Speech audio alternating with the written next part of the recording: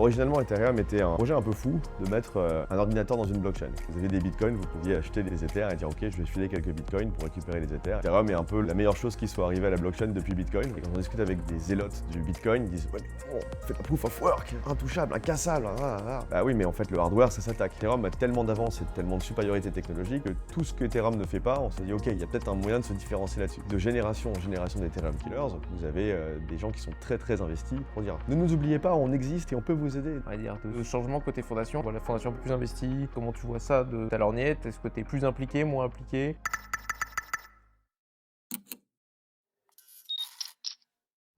Bonjour et bienvenue dans cet épisode. Je suis Louis, CPTO chez Meria. L'idée de ce format, c'est de vous proposer pendant une demi-heure, ou peut-être un peu plus, la vision d'un protocole, un peu un point d'étape de l'origine, le concept technique, les enjeux, la roadmap et comment s'impliquer et construire dans cet écosystème. Donc on est parti pour une demi-heure ensemble et bon visionnage. Bonjour, bienvenue à toi. L'idée de ce format, c'est justement de couvrir les projets avec lesquels on travaille, de se redonner un peu une vision, recomprendre un peu l'origine, l'historique, là où ça va, la gouvernance, comment vous accompagnez les équipes, les développeurs, l'écosystème. Et avant d'aller plus loin, est-ce que tu peux te présenter? Qui es-tu?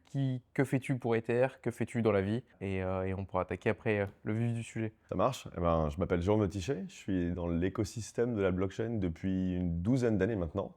J'ai fait du mining sur Bitcoin puis sur Ethereum. J'avais commencé avec pas mal de cartes graphiques, donc forcément ça s'adaptait bien à Ethereum. Puis investi dans la communauté Ethereum depuis ses premiers jours, puisque j'ai fondé avec plusieurs amis une association qui s'appelle Ethereum France, qui publie des articles techniques, des traductions aussi sur le site éponyme ethereumfrance.com, qui organise des meet-ups pour familiariser les gens au smart contract, présenter des projets, présenter des parties surtout techniques. En fait, on a vraiment un positionnement sur la technologie, ce qu'elle permet de faire et l'éducation des gens à cette technologie. On fait des meet-ups tous les mois et on fait surtout un gros événement chaque année depuis maintenant le premier c'était 2017, donc presque 10 ans, qui s'appelle ETHCC, qui nous réunit aujourd'hui à Cannes. Donc c'est géré par une association Loi 1901 qui est Ethereum France. Et à côté de la présidence de l'association, j'ai aussi un job dans l'industrie. J'ai commencé à y travailler avec Ernst & Young où je gérais l'équipe blockchain pour la région IMIA. Et ensuite j'ai ouvert le bureau parisien de Consensus que j'ai géré pendant 3 ans côté B2B et un peu d'investissement. Et après j'ai bossé un peu chez Ledger, préparer l'intégration d'Ethereum 2, faire quelques restructurations en attendant la série C de Ledger. Et après, j'ai créé ma boîte qui est Comet, qui a eu plein d'interactions différentes avec différents segments. On a fait un peu de gaming, un peu de gambling aussi. On a travaillé avec des acteurs comme FDJ, comme Partouche, qui a été très intéressé par l'utilisation de la blockchain au sein du jeu d'argent régulé. Et on est récemment devenu un PSAN enregistré renforcé sur la partie custody, crypto to crypto. Et on attend le passage en MiCA qu'on espère pour septembre, pour la finalisation de l'agrément. Comme tout le monde. Voilà, en tout cas, notre dossier est plus ou moins complet, donc a priori, ça devrait passer. Donc on a un fort ADN Ethereum, si on fait de la custody sur n'importe quel layer. Et j'assure aussi les cours de blockchain au CNAM, au Conservatoire des Arts et Métiers, où je suis professeur associé depuis 6 ans. Et tu dors la nuit? Ça va, j'ai 3 enfants, donc les cernes, ça va, quoi. Mais bon, je suis passionné par cette industrie et je suis très content d'avoir fait mon métier, quoi. Très beau t-shirt. Merci. Tu fais partie des anciens de cet écosystème. Ouais. Et je pense qu'aujourd'hui, il y a beaucoup d'utilisateurs d'Ether, il y a beaucoup de gens qui l'utilisent même sans le savoir. Et il y a de plus en plus de techno, d'abstraction qui permettent de l'utiliser sans le savoir. C'est quoi Ether à la base? Ça vient d'où? C'est qui? Et c'est quand? C'est la blockchain la plus utilisée en termes de nombre d'utilisateurs, en termes de nombre de transactions, et surtout maintenant elle est de plus en plus abstractée, donc on a des interactions avec Ethereum sans le savoir. Alors après quand on parle d'Ethereum, c'est marrant parce que sur Bitcoin en fait l'asset s'appelle pareil que le réseau. Donc suivant, moi j'aime bien dire qu'une blockchain c'est à la fois une base de données distribuée, c'est un réseau qui héberge cette base de données distribuée, et c'est souvent aussi une unité de compte, quoi. Donc souvent les personnes ils vont se dire ah ouais Bitcoin, l'actif qui vaut X, très bien, ou ah tiens oui Bitcoin le réseau et tout. Depuis quelques années Bitcoin a vraiment pris la direction de dire non mais nous on est juste un asset, arrêtez de vouloir utiliser le réseau, on est juste un asset, de toute façon le réseau il est cher, on ne sait pas trop comment il va évoluer, on fait des L2, on fait des Lightning Network et compagnie, enfin on focus sur l'asset. Et là depuis le début de l'interview tu dis Ether. Non, en fait, moi, on parle d'Ethereum, parce que c'est un écosystème beaucoup plus grand que juste ça. Et dès le début, Ethereum a voulu dire, en fait, notre actif, on va l'appeler Ether. Ça, on ne va pas confondre Ethereum et l'Ether. On va permettre d'avoir un peu plus de clarté dans la conversation. Et ça devient de plus en plus difficile de dire ce qui est vraiment Ethereum, puisque il y a plusieurs layers. Déjà, il y a un réseau d'exécution principal qui est le L1, le mainnet, Ethereum mainnet. Et puis, il y a des L2 qui se servent du consensus sur Ethereum mainnet pour exister et qui permettent d'apporter de la scalabilité et des surfaces d'exécution différentes et plus performantes à certains égards. Et en plus, il y a un peu la franchise Ethereum.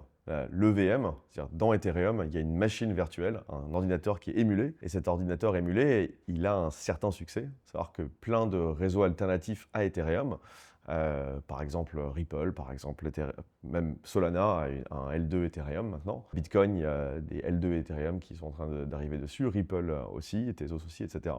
Donc il y a plein de solutions de scalabilité qui s'inspirent de ce que fait Ethereum. Donc en fait, quand on regarde les 10 ans derrière nous, puisque Ethereum a été lancé en mainnet le 30 juillet 2015, il y a eu un testnet qui a duré quelques mois avant ça. Maintenant, c'est un standard d'exécution de smart contract qui est adopté par plein d'écosystèmes différents. Donc moi, j'aime bien parler de la franchise EVM, Ethereum Virtual Machine, tous ceux qui s'intéressent à utiliser une référence à Ethereum. On en trouve même sur Polkadot, sur Cosmos, etc. Et puis, il y a Ethereum, le Layer 1 et le Layer 2 qui sont imbriqués et en interaction perpétuelle, quoi. Donc quand on dit en fait Ethereum est la blockchain la plus utilisée et l'Ether est le standard le plus utilisé, en fait 0x something something, ça permet d'interagir sur tellement d'écosystèmes à la fois. Pratiquement tous les écosystèmes ont une référence à Ethereum et une utilisation là-dessus, quoi. Alors originellement Ethereum était un projet un peu fou de mettre un ordinateur dans une blockchain, ou plutôt disons-le différemment, d'émuler le fonctionnement d'un ordinateur grâce à une blockchain, en disant que chaque bloc de la blockchain pouvait être un changement d'état entre l'ordinateur, il est à cet état-là à un instant T, au bloc suivant, à l'instant T plus 1, il est passé dans cet état-là. Et donc d'héberger du logiciel dans cet ordinateur permet de faire hériter à ces logiciels l'ensemble des propriétés de la blockchain. Que ce soit la décentralisation, la résilience, des preuves cryptographiques, du timestamping, mais ça permet de faire hériter à un ordinateur les propriétés de la blockchain. Et ensuite, au début en 2015, on s'est dit on pourra faire plein de trucs, comme des applications qui sont inarrêtables, puisqu'elles sont aussi inarrêtables que la blockchain. On va pouvoir faire des jeux, on va pouvoir faire des primitives de finance, on va pouvoir faire ceci, cela. Et au fur et à mesure des dernières années, on a découvert plein de use cases différents pour Ethereum. De l'intérêt pour ces use cases est né les besoins de faire grossir la chaîne, les besoins de trouver des relais d'exécution et des relais de stockage qui sont devenus les L2, qui sont des blockchains Ethereum qui vivent au-dessus d'Ethereum, le réseau principal. Et puis aussi sur ces 10 ans, on a eu des évolutions techniques majeures, comme le fait qu'on soit passé de proof of work à proof of stake, ce qui était prévu depuis le début du projet. Et Ethereum aussi, c'est un projet qui s'est lancé sans venture. Alors, Ethereum était une ICO. Et l'ICO, on pouvait y participer qu'en Bitcoin. Donc Ethereum est un peu la meilleure chose qui soit arrivée à la blockchain depuis Bitcoin. Voilà, vous avez des Bitcoins, vous pouviez acheter des Ethers et dire ok, je vais filer quelques Bitcoins pour récupérer les Ethers et puis on verra bien ce qu'ils vont faire avec ce projet, quoi. Et donc c'est un projet très pur qui a été financé par collecte de Bitcoin, puis ensuite un peu de Proof of Work. Et puis quand le réseau a eu suffisamment de maturité, quand l'algorithme de Proof of Stake a été suffisamment mature, en fait, on est passé en Proof of Stake sans s'arrêter. Donc, une autre façon de voir Ethereum, c'est de dire que c'est un ordinateur mondial qui vit dans une blockchain. Donc, il est aussi inarrêtable qu'une blockchain. Et surtout, il ne s'est jamais arrêté depuis 10 ans. Jamais. Contrairement à d'autres. Ouais, c'est pas facile de faire tourner une blockchain. C'est pas facile de faire tourner une blockchain at scale. Et aujourd'hui, il y a une dizaine de milliers de nœuds sur Ethereum. Ça peut tourner sur votre MacBook. Enfin, vous pouvez faire tourner Ethereum sur votre MacBook. Ce qui donne une résilience au réseau, une capacité à être indépendant aussi du réseau et qui fait aussi sa neutralité et son intérêt. Dire, OK, Ethereum, c'est la blockchain la plus utilisée. OK, on peut faire des batailles de nombres. Combien il y a de wallets? OK, mais comment on compte les wallets? Est-ce qu'on compte les wallets qui sont juste sur le L1 ou est-ce qu'on compte les wallets qui sont sur le L2? En fait, un wallet qui est compatible avec Ethereum, il est compatible avec toutes les chaînes qui ont le VM. Voilà. Donc si vous êtes onboardé sur une Avalanche C-Chain, Ah bah votre wallet, il est aussi utilisable sur la Binance Smart Chain. Il est aussi utilisable sur Base. Il est aussi utilisable là, il est là, il est là, il est là, il est là. Donc compter l'ensemble des wallets qui commencent par 0x, que ce soit des wallets classiques, c'est-à-dire avec une clé privée associée à une clé publique, ou que ce soit des wallets qui sont en fait des smart contracts qui émulent des wallets, qui est une nouvelle technique d'onboarding qui est absolument passionnante, ce dans quoi je bosse moi personnellement. Finalement, on arrive à des centaines et des centaines de millions. Alors, ouais, en fait, on peut le dire, on arrive à vraiment des centaines de millions d'utilisateurs qui sont en fait interconnectés, interopérables avec ces différentes chaînes, avec évidemment des limites. On ne parle pas aussi facilement entre Polygon et une Avalanche chain, mais quand même, on ne parle pas aussi facilement entre Arbitrum et Etherlink, le L2 de Tezos. On ne parle pas aussi facilement non plus avec Optimism et Neon VM sur Solana. Mais en fait, c'est la même famille, quoi. C'est le même langage cryptographique entre ces différentes chaînes. Donc en fait, le nombre d'utilisateurs, finalement, bon, ok, c'est pas une super bonne métrique. En fait, on peut regarder en revanche ce qui est de la métrique de volume. En fait, 97% du volume sur des DEX, ça se passe sur des EVM. Ok, bon. Quid du RWA, le Real World Asset? La tokenisation, en termes de nombre de valeurs tokenisées, on est à 88% sur l'ensemble des chaînes. 88%, c'est le L1. C'est la chaîne la plus difficile à attaquer, la plus difficile à modifier, la plus sûre, la plus décentralisée, tout ce qu'on veut. Alors là, je fais un petit peu aparté parce qu'on dit la plus sûre.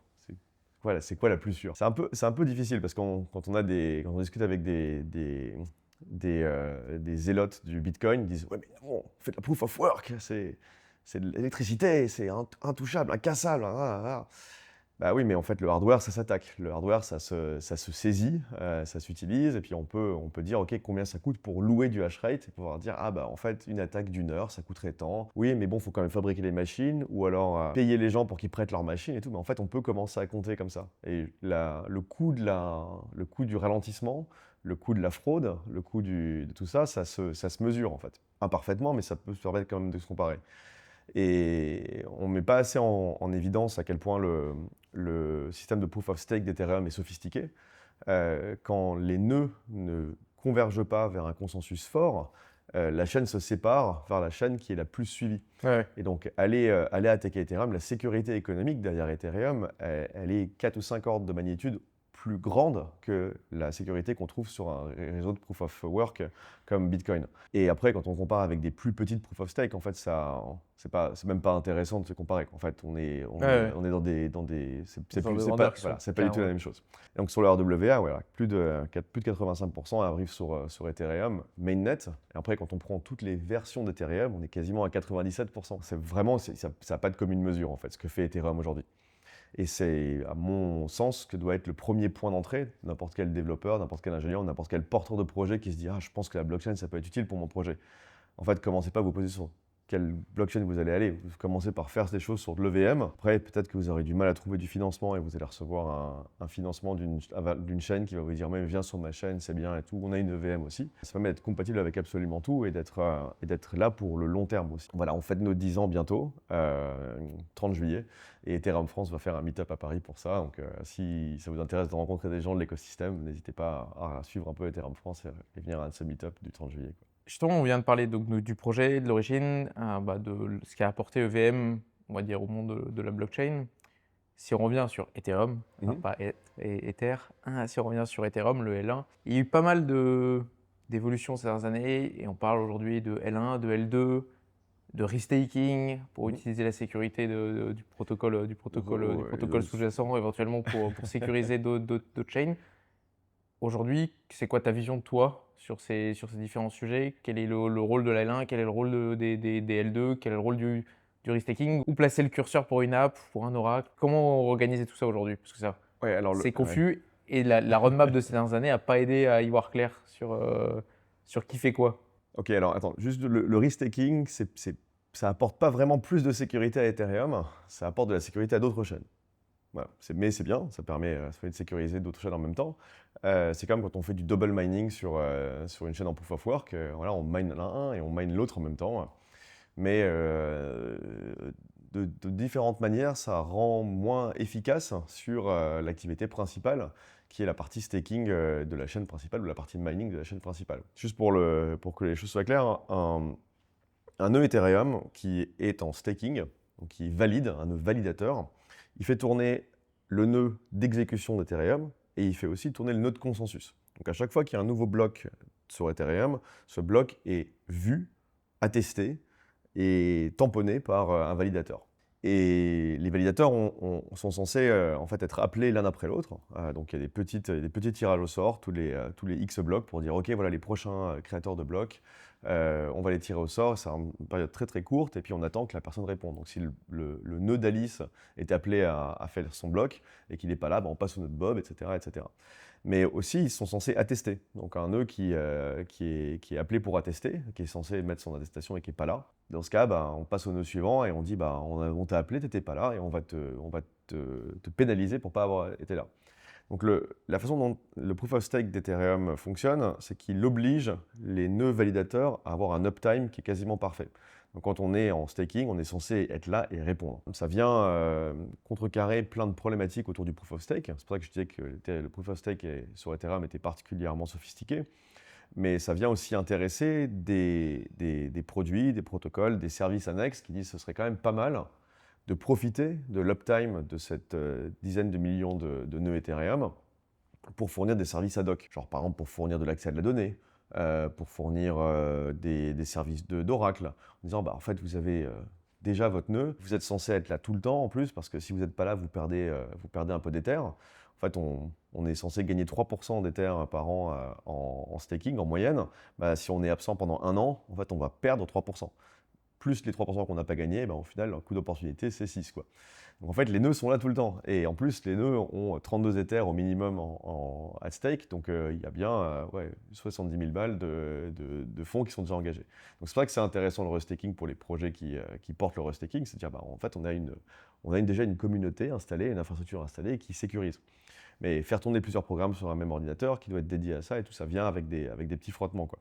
Donc le restaking n'apporte pas plus de sécurité à Ethereum, mais il se sert de la sécurité d'Ethereum pour sécuriser d'autres choses. Donc c'est un petit gain pour les validateurs, mais pas forcément un gain net pour l'écosystème Ethereum en soi, quoi. Il y a pas mal de services du restaking qui apparaissent nativement sur Ethereum aussi. Donc ça vient compenser ça. Je pense par exemple au Data Availability, qui était porté par Avail, par Celestia, par EigenLayer. Aujourd'hui, on les trouve de façon native dans Ethereum. Donc c'est bien, il y avait un gap qui a été comblé par ces protocoles qui maintenant vont sur d'autres segments de marché, mais on les trouve nativement dans Ethereum. Donc Ethereum, initialement, s'était donné comme objectif de scaler avec du sharding, c'est-à-dire de dire on va prendre notre réseau d'exécution. Donc Alice veut échanger un Ether contre un wrap Bitcoin. Alors là, elle fait un swap sur Uniswap. Ça, c'est une transaction d'Alice qui part sur l'execution layer. Et comment on fait pour grossir l'execution layer, pour pouvoir gérer de plus en plus de transactions, de les exécuter? L'idée initiale, c'est de dire, en fait, on va créer plusieurs pans d'exécution et on va réconcilier ces pans d'exécution grâce à notre consensus. C'est une approche qui est similaire à ce qui était fait de façon un peu plus naïve sur Cosmos et de façon moins naïve sur Polkadot, quoi. Et l'implémentation sur Ethereum a rencontré énormément de problématiques, de disponibilité, d'interopérabilité entre ces différentes shards. Et le choix qui a été fait a été de scaler avec des pans d'exécution qui vivent au-dessus de l'exécution principale et qui pourront à terme se résoudre et s'interopérer immédiatement dans le réseau principal. C'est vrai que quand on regarde la roadmap d'Ethereum, en fait, on a un gros tableau avec plein de grosses problématiques cryptographiques à résoudre, plein de grosses problématiques de disponibilité des validateurs et tirage au sort des validateurs à résoudre. Et quand on n'est pas coutumier de comment fonctionne la blockchain Ethereum, on se dit qu'est-ce que c'est que ça? Verifiable delay function, on a full probability, full probability of the EVM. Comment ça s'interagit tout ça, quoi. Donc comment se le représenter? Moi, j'aime bien partir du principe de se dire Ethereum, c'est comme une brosse à cheveux, un long manche comme ça, et les rangées de poils, c'est chacun des L2. Et ils communiquent les uns avec les autres, ils se tiennent les uns avec les autres avec le manche du milieu, quoi. Donc la blockchain, elle avance comme ça, c'est-à-dire il y a un bloc qui allonge le manche, puis il y a plein de petits L2 qui viennent coopérer et collaborer là-dessus. Donc on a ce sharding à travers les L2. Ces L2, ils ne communiquent pas très très bien ensemble. En fait, ils doivent en général repasser par le L1 pour repasser de l'autre côté. Mais au sein du L2, il y a des performances qui sont tout à fait similaire avec les blockchains les plus centralisées et les mieux disantes en termes de rythme de production de blocs. Là, Base va parler de ce qu'ils font avec Flashblock et Google. Donc on a Google maintenant qui investit énormément sur la recherche en blockchain, sur le standard de la blockchain, à savoir Ethereum, pour faire des blocs tous les 200 voire 50 millisecondes. Alors descendre jusqu'à 50 millisecondes sur une blockchain comme Arbitrum, enfin voilà, en fait on fait des blocs ultra rapides avec toutes les garanties de sécurité d'Ethereum en dessous. Et donc la roadmap d'Ethereum, c'est de permettre de mieux en mieux l'interopérabilité entre ces chaînes. On puisse se dire, je suis sur Arbitrum et tiens, je veux faire un trade sur la Robinhood Chain. Comment je fais? En fait, il y a des moyens de faire des preuves cryptographiques pour que ça se gère immédiatement. Et une grande partie de la roadmap, ça vient dans la probability en anglais, de ce que fait l'EVM. Donc ça, c'est un des gros pans de recherche, c'est de faire en sorte que l'EVM soit complètement prouvable avec des zero knowledge proof. Zero knowledge proof qui sont en plus dans un choix de l'algorithme de zero knowledge qui est très léger, c'est-à-dire qu'on doit pouvoir potentiellement passer beaucoup de ressources computationnelles pour le faire, mais à la fin avoir une petite preuve. Et donc si moi je suis sur Arbitrum et que je veux interagir sur Optimism, je dois pouvoir prouver le VM d'Arbitrum, prendre cette petite preuve, la donner au L1 et dire oui, en fait, dis à Optimism de forcer l'exécution de ce truc-là, parce que voilà une preuve que ça s'est bien passé sur Arbitrum. Et que cette preuve soit interprétable côté Optimism. Donc, on doit vraiment pousser le settlement sur Ethereum Mainnet. C'est pour ça qu'on grossit la taille des blocs sur Ethereum Mainnet, parce que la probabilité d'Ethereum, elle arrive assez vite en fait. Donc tous les gens qui disaient « ce sera jamais interopérable, ça marchera jamais », si, c'est dans la roadmap depuis 5 ans. Et voilà, les efforts qui sont faits aujourd'hui pour grossir la taille des blocs sur Ethereum sans pénaliser le nombre de nœuds, sans pénaliser la latence sur le réseau, on le fait maintenant parce que ça y est, on va commencer à pousser ces preuves afin de pouvoir rendre cette interopérabilité de plus en plus utilisable. Justement, dans les gens qui disaient que c'était impossible, on parle de plus en plus d'interopérabilité, on parle de plus en plus de L1 qui permet au L2 de communiquer entre elles, etc. Est-ce qu'on ne serait pas en train de refaire un Polkadot? C'est quand même beaucoup plus malin que Polkadot en termes de maturité par rapport à comment fonctionne le token, comment il est consommé et émis à la fois. Les upgrades successives d'Ethereum ont amené aussi une rationalité sur comment on fait évoluer l'économie du réseau et comment on le pousse. Les designs sont relativement similaires à haut niveau, mais ils sont très différents à très bas niveau. En fait, on a construit Ethereum avec d'abord une standardisation de comment on fait les smart contracts, puisque c'est là que l'applicatif se fait. Voilà, on peut l'affirmer très très fort aujourd'hui. Le standard de smart contracting, c'est l'EVM. Voilà. En fait, on peut avoir des propriétés très intéressantes sur des machines virtuelles alternatives, que ce soit de la preuve formelle avec Tezos, que ce soit du rythme, des facilités de codage avec ce qui se passe sur Polkadot ou quoi. En fait, le standard, ça reste écrire ça en Solidity, en Viper ou dans un autre langage qui est compatible avec l'EVM. Parce que au niveau de l'EVM, il y a peut-être le bottleneck initial, c'est de se dire, quand je fais un protocole de finance décentralisée, quand je fais un protocole de lending, quand je fais des NFT, quand je fais des trucs comme ça, en fait, je veux savoir comment... C'est ce code-là qui commence à paraître critique. C'est le premier point d'entrée. Donc, faire ça correctement, ça a été le gros investissement d'Ethereum et le gros travail d'Ethereum ces 10 dernières années. Et ensuite, comment on arrive avec cette machine virtuelle qui fonctionne très très bien, qui est publicitée par l'ensemble... à la fois des développeurs traditionnels comme les développeurs Web3 Degen, comment on arrive à faire scaler ça et le faire communiquer l'un avec l'autre. Et donc ça, commencer par la partie applicative nous a permis de profiter de toutes les évolutions qu'il y a pu avoir en recherche cryptographique. Ethereum a pris directement le mouvement de dire on va faire des zero knowledge proof et on va intercommuniquer comme ça, quoi. Donc, je pense dans 5 à 10 ans, on dira, OK, Ethereum, je veux lancer une blockchain alternative qui fait les trucs comme ça, comme ci, voilà. Et bon, à la fin, j'arrive à compiler et à être prouvable dans Ethereum, donc je peux être un L2 sur Ethereum. Et à partir du moment où vous êtes un L2 sur Ethereum, vous héritez de toute la sécurité d'Ethereum, toute l'interopérabilité, toute la liquidité d'Ethereum. Ce qui était un peu une approche dans l'autre sens, de Polkadot ou de Cosmos ou d'autres chaînes qui se disent en fait il faut qu'on gère l'interopérabilité, il faut que les gens puissent spin out des chaînes, des choses, en disant on va plutôt travailler sur comment on fait ce spin out et cette architecture correctement avant de se poser la question de comment on fait l'applicatif correctement et par juste temps investi, contraintes qui viennent de l'architecture ou du choix, de l'ordre dans lequel on le fait, on se retrouve avec des projets qui ont eu un peu moins de succès. ou à qui je souhaite d'en rencontrer plus par la suite, évidemment. Et puis aussi peut-être de l'attrait de chercheurs et d'ingénieurs bas niveau qui se sont dit «Ah, moi je trouve que c'est plus intéressant de faire rentrer ce rond dans ce carré plutôt que de faire rentrer ce carré dans ce rond, quoi». Justement, on parle de modèle économique et c'est ça un peu le nerf de la guerre. Il faut que tous les acteurs gagnent leur croûte pour construire et pour tenir la sécurité de l'ensemble de l'écosystème. Et il y a un sujet qui a fait couler beaucoup d'encre, ou en tout cas qui a divisé sur ces derniers mois, c'est que justement avec les L2, les AppChains qui se sont construites au-dessus d'Ethereum, beaucoup de liquidités est sortie de la L1, ou en tout cas un certain nombre de liquidités a bougé ou a évolué dans les AppChains. Et aujourd'hui, le revenu généré dans les AppChains ruisselle pas forcément sur le L1, et donc justement derrière, le prix de l'asset qui sert de gaz fee un peu universel dans tous ces écosystèmes ne reflète pas forcément la réalité de l'ensemble de l'écosystème. Ouais. Ben, ouais. Justement, est-ce que dans la roadmap d'Ethereum, d'une manière générale, il y a quelque chose qui va dans ce sens-là? En tout cas, il y a un certain nombre de choses qui vont dans ce sens-là pour essayer un peu de rééquilibrer la balance En fait, et de redonner une cohérence à tout ça. la fondation Ethereum qui s'occupe de la recherche sur Ethereum et du développement sur Ethereum. Cette fondation ne fait pas de marketing et n'active pas des leaders d'opinion, des podcasts, des campagnes de dénigrement ou des campagnes de boost de sentiments sur le marché autour du prix. Ils ne le font pas. Ils ne le font pas parce que c'est un environnement qui est très très compétitif.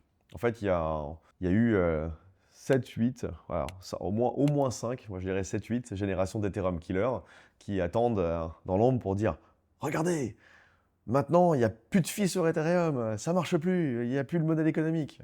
Et juste 6 mois avant, c'était « Regardez, Ethereum est inutilisable, les frais de transaction sont trop élevés, regardez », etc. À chaque fois, en fait, ces campagnes, il faut pas être naïf justement là-dessus. Elles sont orchestrées et bien coordonnées pour pousser telle ou telle nouvelle chaîne qui justement résout ce petit problème qui a été identifié à ce moment-là. Donc je trouve que c'est bien que la fondation ne parte pas sur des débats de non mais attendez, en fait, on fait ça d'abord pour faire ça ensuite, pour faire ça machin.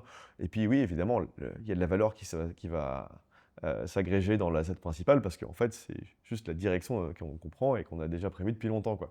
En fait, il y a tellement de forces économiques et de marketing qui sont investis à très court terme pour faire un tout petit peu bouger le marché en disant regardez, Ethereum, ils n'ont pas bien fait ça et nous, on le fait un tout petit peu mieux. Que, en fait, ça ne sert à rien de rentrer dans ces débats et je trouve que la fondation a tout à fait raison de ne pas le faire, quoi. Maintenant, en sortant d'un peu de tout ça, pour moi personnellement, pour rentrer dans le truc, on est l'asset qui a eu la plus grosse performance depuis sa création. Donc, il n'y avait pas de meilleure utilisation de ces bitcoins que de les investir sur Ethereum. Même la différence de ratio Ethereum-Bitcoin aujourd'hui, même à ce prix-là, ça vaut le coup. Et surtout, en fait, comment ça se fait qu'on se plaint des frais sur Ethereum et du fait que Ethereum L1 ne fasse pas suffisamment de frais générés quand, à côté, Bitcoin fait quasiment pas de fees. Rappelez-vous, attention, Bitcoin, on est censé avoir plus d'émissions de Bitcoin dans les blocs créés et que ce soit le marché des fees qui complète ça.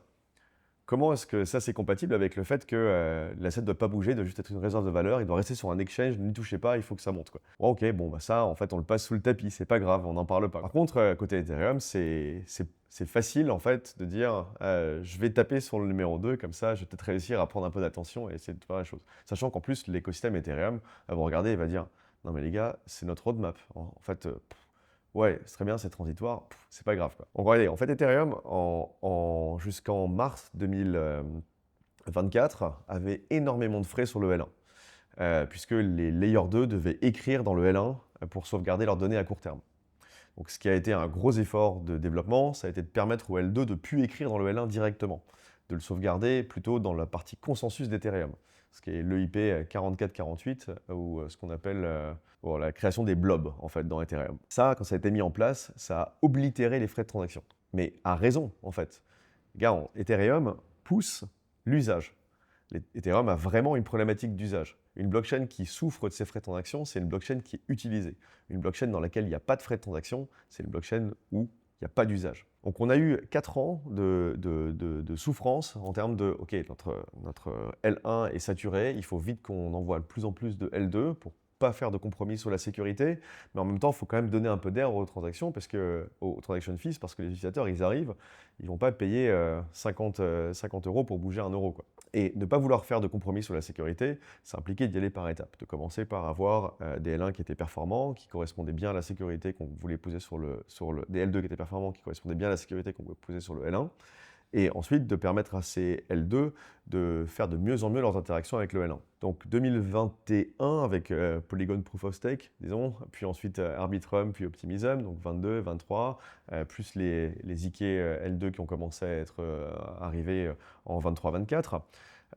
Ok, maintenant on a un écosystème d'L2 qui est très performant. Un écosystème d'L2 qui sont tellement performants qu'ils arrivent à convaincre des géants comme Robinhood. Et il y a d'autres annonces qui vont arriver dans le même sens, quoi. En fait, quand on veut son AppChain, quand on veut participer à la finance de demain, en fait, on fait un L2 où on va directement dans Ethereum L1. Ça, faisait trop de transactions dans le L1, donc on a sorti les blobs. Et les blobs sont arrivés au moment où les L2 étaient sur le point d'exploser.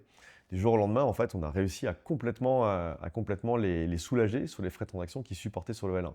La conséquence directe, c'est des vagues d'adoption de cette technologie qui sont sans précédent. Voilà, aujourd'hui, on ne compte plus le nombre d'utilisateurs sur Ethereum, parce que compter le nombre de wallets uniques, c'est même plus possible. C'est tellement sur différentes chaînes, différents L2, et différentes choses qui sont toujours l'EVM à la fin, qu'on ne sait plus compter en fait ces trucs-là. Je trouve que c'est un énorme succès pour la fondation d'avoir réussi à envoyer ces blobs. Ils sont peut-être pas suffisamment chers pour pouvoir dire « Oh, regardez, il y a quand même des frais pour les trucs ». Ils sont peut-être pas suffisamment chers pour donner envie à plein d'autres gens d'aller staker. Ce qui normalement devrait booster un peu S'ils étaient très chers, les blobs, ça ferait monter le taux d'intérêt que perçoivent les stakers.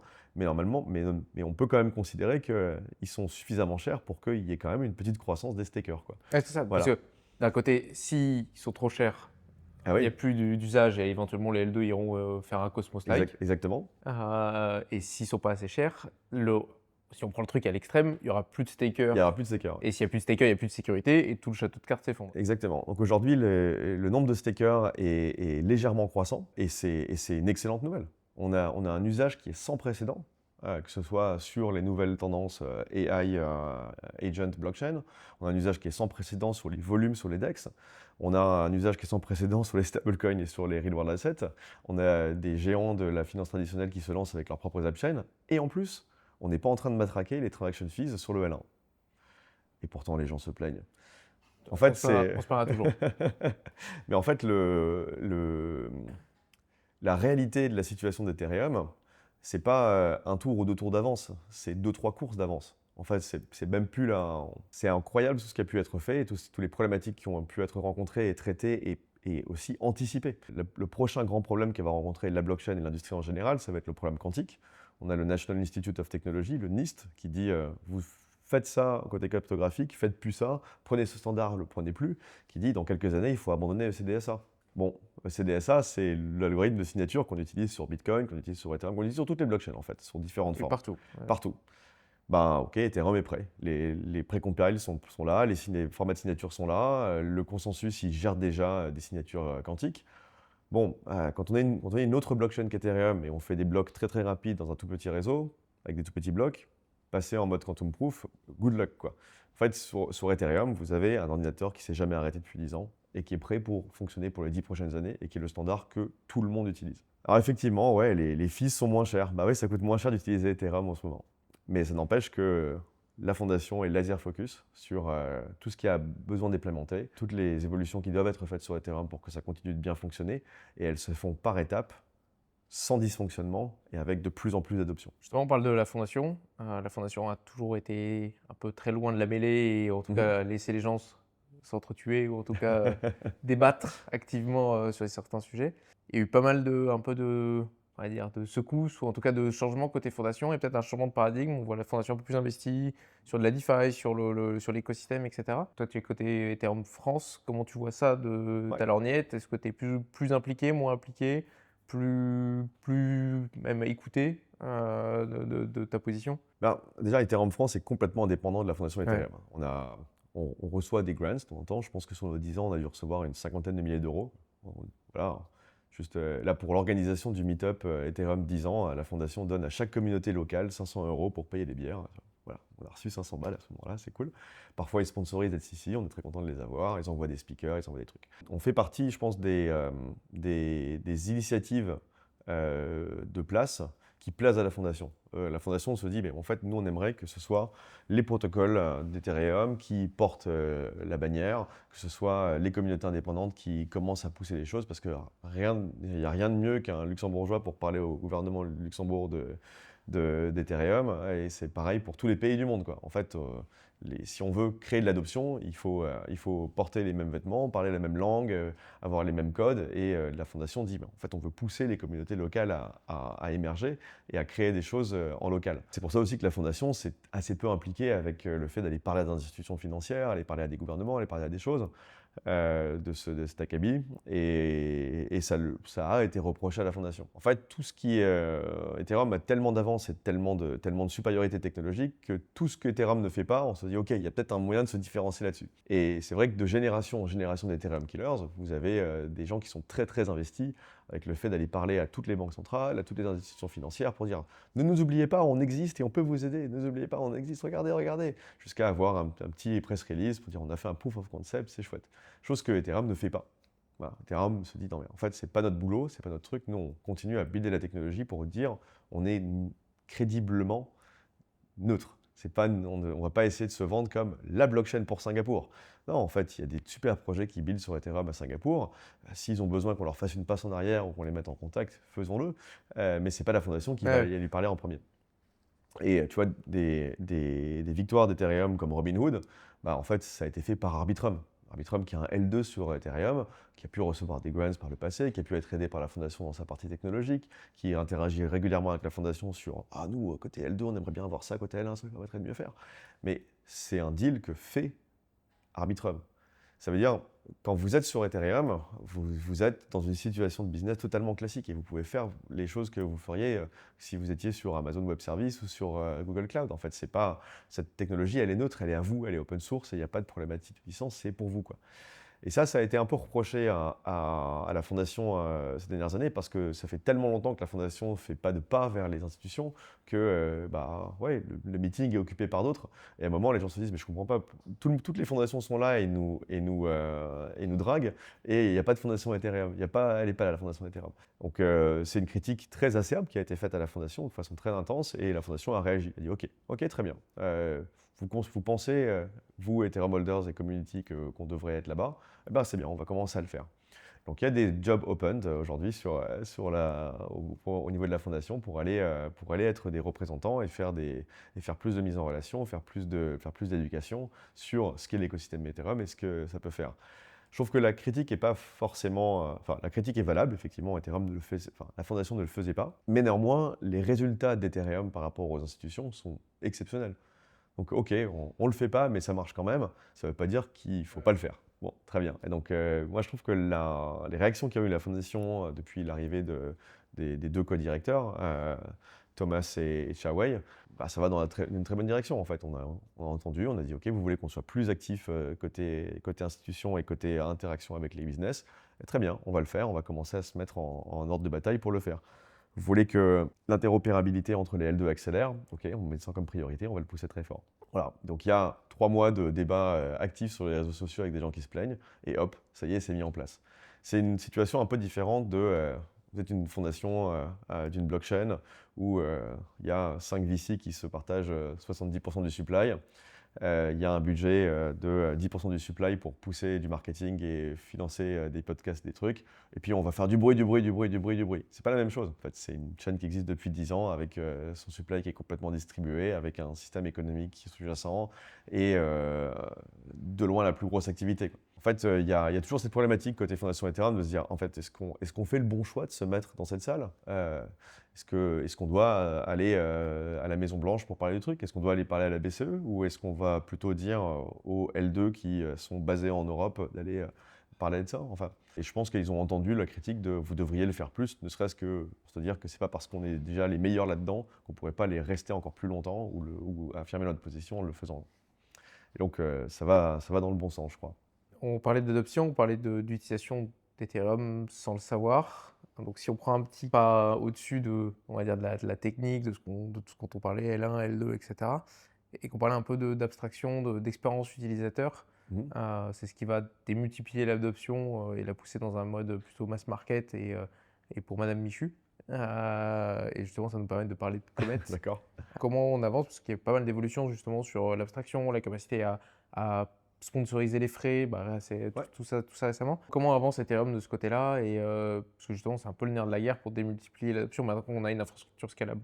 Ouais, alors il y a deux choses. C'est rendre l'onboarding le plus smooth possible, ou alors ne même pas faire d'onboarding. Ça se trouve, il y a plein de cas d'usage de la blockchain où on n'a pas besoin d'être vraiment en contrôle. On peut complètement juste utiliser l'infrastructure sans s'en rendre compte, ça marche bien. Et à côté, comment on permet de sécuriser les comptes des utilisateurs au très long terme et avec le plus de modularité possible.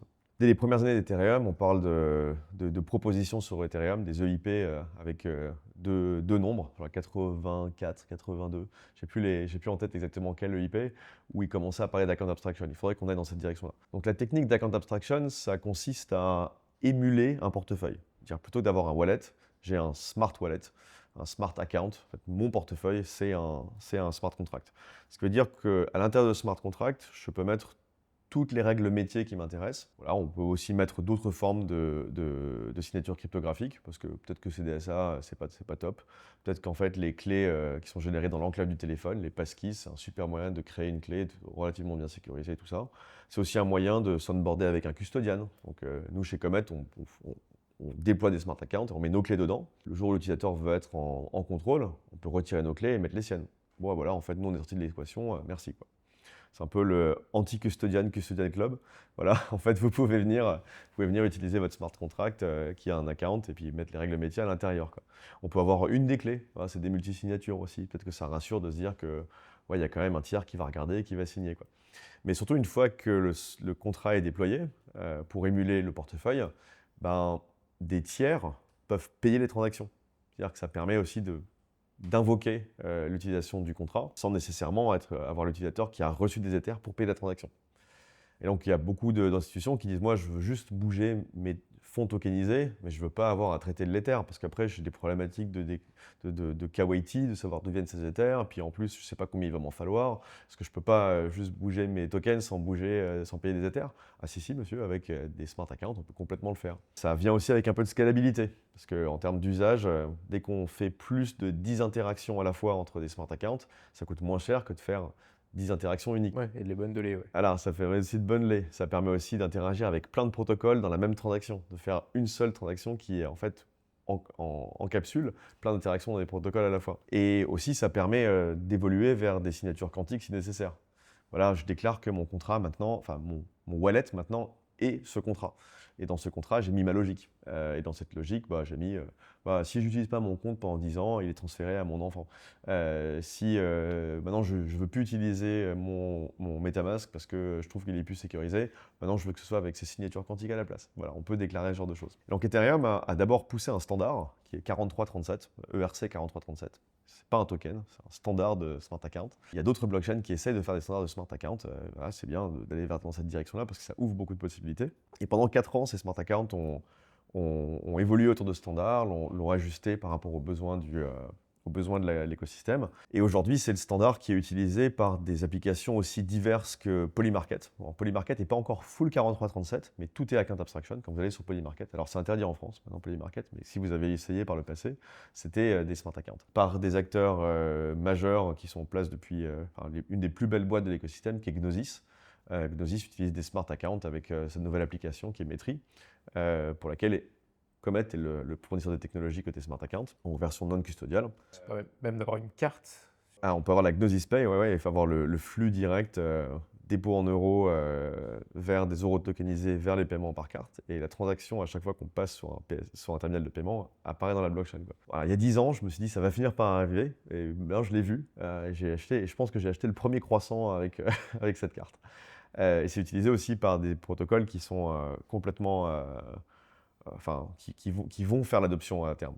WorldCoin, par exemple, utilise 4337 de bout en bout. Et WorldCoin, c'est 28 millions d'utilisateurs. WorldCoin, c'est Sam Altman. Voilà, et eux sont donnés comme objectif d'avoir 200 millions à la fin de l'année, quoi. En fait, c'est aussi interdit en France, je crois. Alors, la collecte, en tout la cas, collecte via l'orbe. de l'orbe, de l'iris par l'orbe et en analyse à la CNIL. En fait, la CNIL essaie de comprendre comment les zero knowledge proofs sont faites. Parce que quand on se fait scanner son iris, en fait, il y a une preuve à divulgation nulle de connaissances qui est créée par rapport à la topologie de l'iris. WorldCoin explique aujourd'hui à la CNIL que quand on scanne son iris, en fait, tout reste au niveau du hardware et disparaît. On sauvegarde juste le hash de la preuve. Voilà, donc il n'y a pas de fuite. Mais ça reboucle avec d'autres débats qu'on a eus au niveau européen, de savoir est-ce qu'un wallet, c'est une donnée individuelle. Et il y a eu récemment des échanges sur Voilà. ça. Alors, est-ce qu'une blockchain a le droit d'exister sous GDPR? Bon, à voir. Voilà. Et c'est ce par quoi ces protocoles doivent passer au niveau d'éducation, quoi.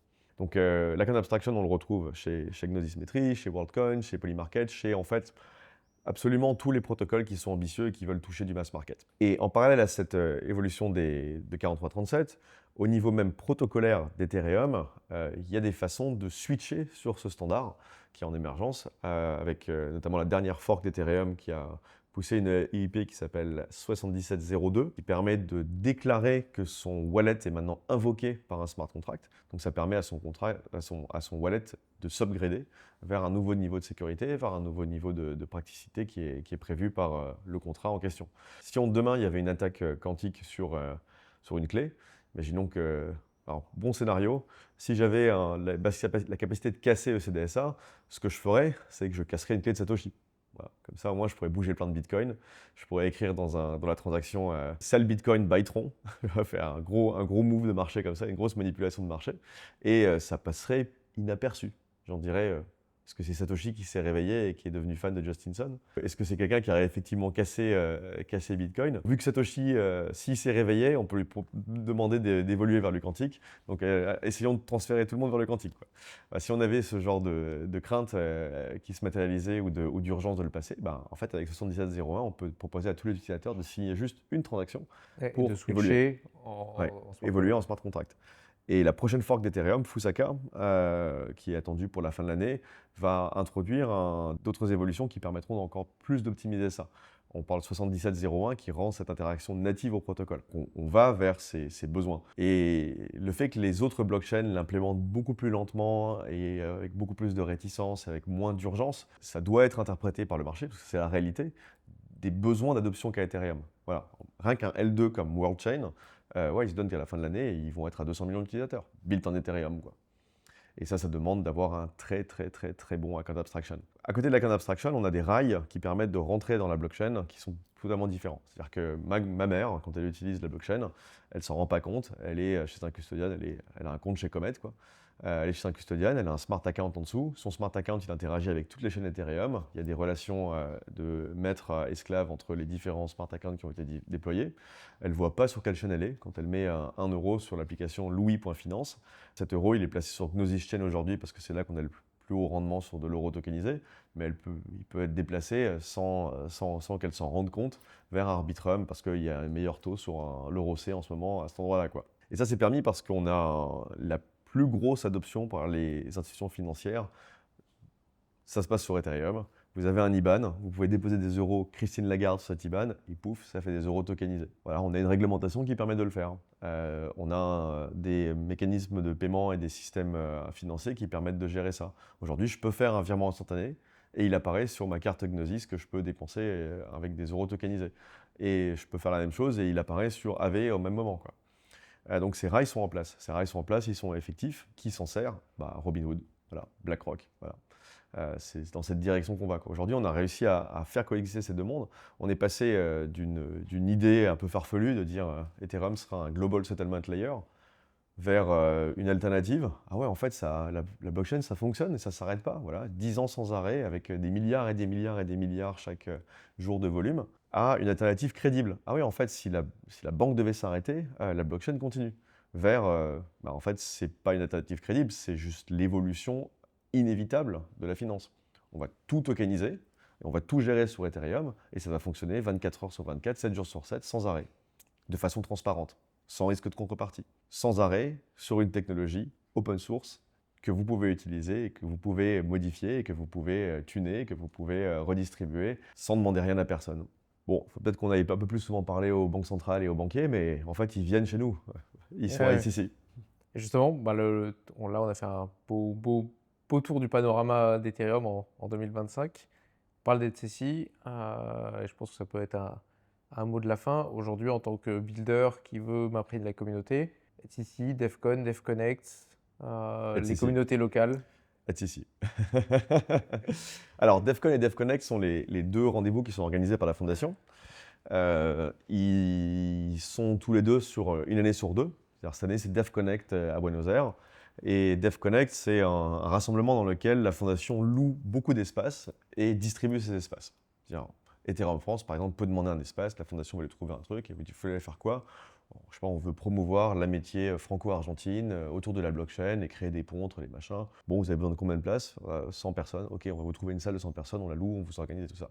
Ou alors, je vais organiser le Stable Summit, le summit pour parler de tous les stablecoins, et je viens avec tous ces gens-là, vous avez besoin de combien? 500 personnes, ok, on va vous les trouver. Voilà comment on s'organise DevConnect. Donc DevConnect, ce n'est pas du contenu qui est créé par la Fondation, c'est un lieu qui est choisi par la Fondation pour mettre un écosystème et une communauté, une zone géographique sous les projecteurs. Donc cette année, on le fait en Argentine, à Buenos Aires, lieu où la communauté Ethereum est très, très, très organisée, où il y a beaucoup de très beaux projets qui ont émergé là-bas. OpenZeppelin, par exemple, avec beaucoup de développeurs qui venaient d'Argentine initialement. Et DevCon, c'est un rendez-vous qui est une fois tous les 2 ans, qui en général est choisi dans une région qui émerge, ou dans une région dans laquelle la Fondation souhaite avoir un premier pied pour attirer des nouveaux talents. Donc on a pu le faire notamment en Thaïlande récemment avec Bangkok. Et là, c'est une conférence qui est organisée par la Fondation, dans laquelle la Fondation apporte du contenu, apporte des trucs. Donc elle se met un peu sur un rythme de 2 ans, en disant tous les 2 ans, ok, on va avoir plein de développement de contenu, on va repenser la roadmap, rajuster la roadmap, et on va faire ça dans une région dans laquelle on aimerait qu'il y ait un écosystème qui émerge. Et ensuite, si l'écosystème a émergé là, on fait un DevConnect. Ils ont fait DevConnect en Turquie là-dessus. Donc si DevCon ou DevConnect arrive près de chez vous, très bon choix, allez à DevCon ou DevConnect. Par contre, si vous voulez un endroit où avoir un premier pied dans la blockchain en général, puisque la blockchain, c'est Ethereum de toute façon, vous allez à ETHCC. Simplement parce que c'est la conférence la moins chère pour sa durée, avec le plus de contenu, avec le plus de personnes, plus de 500 heures, plus de 400 attendez, 2, 3, 4, 5, j'arriverai pas à faire le calcul comme ça de tête, mais on a genre 8 salles en parallèle chaque jour, de 10h à 17h, 400 et quelques speakers qui sont là chaque année sur 4 jours pour 125 € par jour, quoi.